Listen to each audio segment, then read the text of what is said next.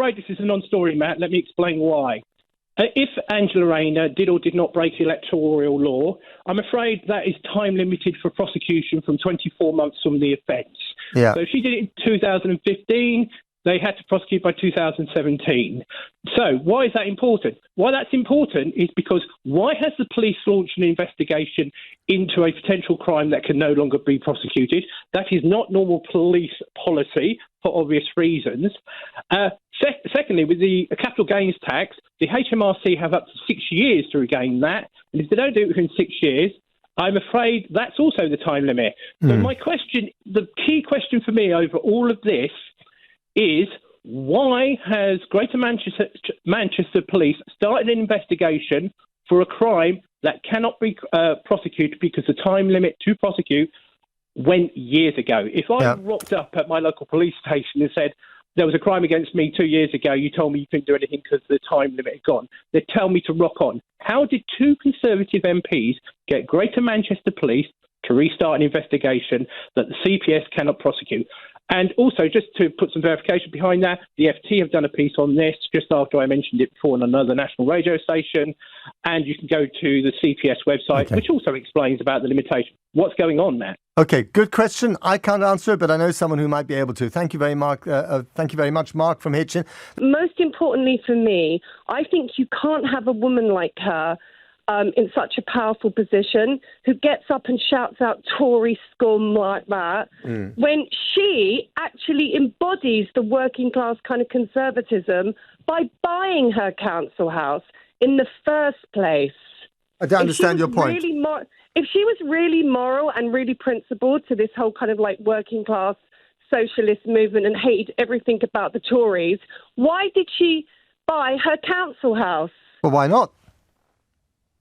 Why shouldn't she? It's a conservative policy, and she's constantly attacking them, putting them down. She's had her breasts done on the NHS.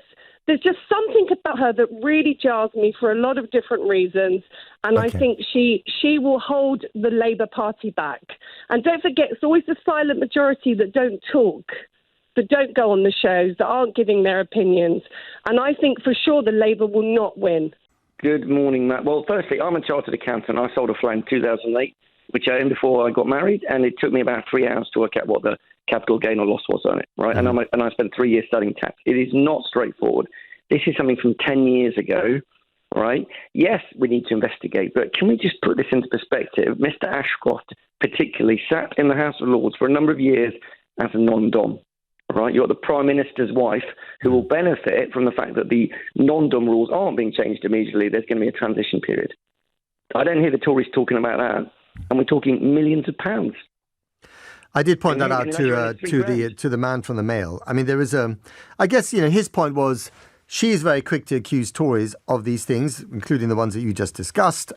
She needs to basically be completely transparent with those tax documents when it comes to accusations leveled against her, understanding that they are of a different magnitude. But the principles are there. Yeah, absolutely. Well, what I'm saying is that she's welcome to police investigation and inquiry. I don't personally think for something, let's be clear, most of the time the tax man closes files after 7 years. You don't need to keep yourself certain records beyond 7 years. So we're talking about something beyond that period. Nadeem Zahawi, £4.8 million. He did a deal. He did a deal with the revenue. She's not even talking about a deal. It's potentially an innocent mistake. It is, to me, honestly, Matt, it's desperate stuff because the Tories are so far behind in the polls. They have nothing left in the drawer. Yes, you may have done something wrong, but can we get some perspective, for God's sake? Sure, absolutely. And I think a lot of people would agree with you on that one. Certainly they are on my kind of social media feed here. But should she not just publish the tax record that has been compiled independently to back up her claim? Just put it out there. Yeah, of course. Yeah, I absolutely have no problem with that whatsoever. But she seems to have a problem with it. That's the point, isn't it?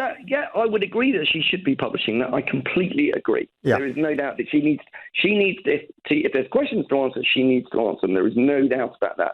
But we do need to get perspective in the current climate of Tory non-doms, Tory donors, etc., etc., etc. This is chicken feed.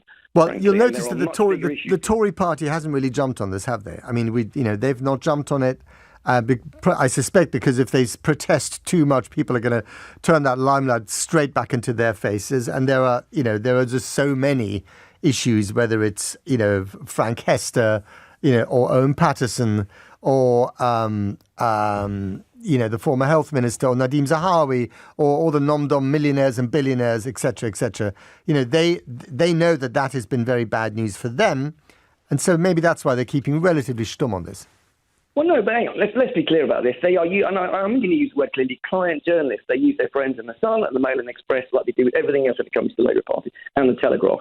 Those newspapers now are right-wing conservative propaganda machines, as is GB News. That's all you ever hear. And my point is it's about privacy. Yeah, I don't think that she needs to undress herself financially to the world at large for a very, very small sum. I think what she's done, which is let's have the police have a look at it. So that way you've got somebody that's not going to, blab it to the world to look at it and assess whether something was wrong. That provides the transparency and says, yes, she did something wrong, or no, she didn't do something wrong, without her having to undress herself in front of the nation. Which is why I think it's fair that she says to the other conservatives or whoever, is asking for this, saying, yeah, okay, I will publish my returns if you do it. And then I come back to sort of follow up with, this is where I do agree with the other caller, because your Daily Mail reporter, he's kind of very sensible, etc. But, with every word he was saying, I was getting more and more incensed because he was sensible. But, what he was lacking, he said, okay, it's not Watergate. Yeah. Okay, it's not Watergate, but it's an issue of scale. The mistake that she made at, 1,500 quid or whatever it might be, is trivial when you compare that to what Nazanin Zahawi did. And then he said, well, she shouldn't be, to Boris Johnson, once he passed it over to the police, they shouldn't have stopped asking about it. Well, actually, no, Mr. Reporter, that is not a fair assessment. Do you know why? Because we come back to that issue of scale. Boris Johnson asked the entire country to be trapped in their homes. Well, and I did point that out to him. I did point that out to Dan Hodges from the Mail, that this is a different scale. What he was getting at is the issue of principle. And, and that's quite a difficult one to bat away, especially for someone like Angela. But she's dealing with the principle. No, she's dealing with the principle. Yeah. The principle is somebody's going to look at it, and somebody's going to tell you, the police, they're going to tell you whether it was, whether she did something wrong or not. And the principle here, in terms of they hounded Boris Johnson, it doesn't apply there because that's where scale matters. Yeah. So it's not about a tit for tat. It's about, you need to look at it. If the problem was that she was accused of doing something that was hundreds of thousands of pounds of an issue, then yes, I would say absolutely it's like for like, and there the principle holds true. Here we're talking about something that was trivial in terms of size, that could have been an honest mistake, and no, I do not hold that, and I do not think we should hold her to that standard. It's a non-story. What did Kevin big enough to say the other week when the story was a week old? She said move on, and this has been dragging on even longer. It's a non-story. There's nothing to it. And even the fact that somebody's done a tax dossier on it, have they not inflamed the GDPR for sort of personal details and the rest of it? Data. I tell you what I'm interested in, Bernard. I don't know if you can surmise an answer to this. And there was a question put by Matt, one of our first callers on the show, is why is the police looking into this particular aspect at all when there is there's a limitations on when you can go after the crime of breaking the electoral roll law. And I think it's a couple of years. This thing happened 10 years ago.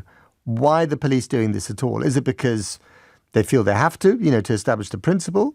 Or is it because, we've got the law wrong, that actually you can go after it? Do you know the answer? Well, the Tories called out for wasting police time with the County Durham incident, Beergate. Yeah. This is another like that. They're wasting police time. It's just. But why is the police allowing the time to be wasted? That's my question. Because they're getting pressured to do it. And unfortunately, the politicians can pressure the police to do something like, Holden did in Durham, and it's the local MP in Bury, James Daly, doing this in Manchester or Stockport. Yeah. It's just for something to stir the Tory pot because they know they need to distract the people. Yesterday's economic news was pathetic. A 0.1% increase, and Jeremy Hunt wants to have more tax cuts that are probably unfunded. Yeah. And the media, like Dan Hodges, who frankly should concentrate on more important stories than this.